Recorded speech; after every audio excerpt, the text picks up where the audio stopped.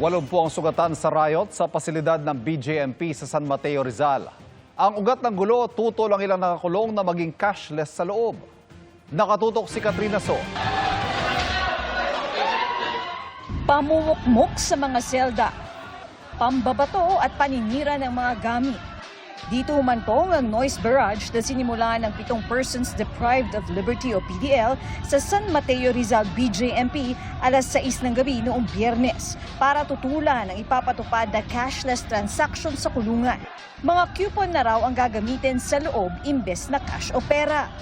Para makaiwas nga po sa corruption, of course mas transparent ang transaction sa loob ng jail, wala ng cash.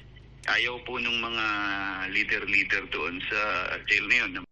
Bukod sa may mga nasirang gamit na itinuturing na government properties, umabot sa 60 PDL at 20 tauhan ng San Mateo BJMP ang nagtamo ng minor injuries.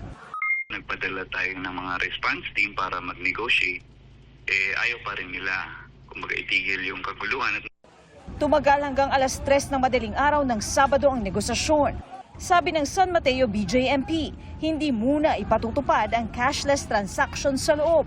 Pag-uusapan daw muna ito para mas maintindihan ng lahat. Pero dahil sa mga nasirang gamit na inaayos na, pinag-aaralan ng BJMP ang mga reklamong maaaring isampa sa mga pasimuno ng gulo. Nakataas pa rin ang code red sa pasilidad. I-assure lang namin ng families ng PDL at doon sa San Mateo area na yan na ito po ay kumbaga na-resolve naman, wala namang malubhang nasugatan, walang namatay at safe naman. Para sa GMA Integrated News, Katrina Son, nakatutok 24 oras.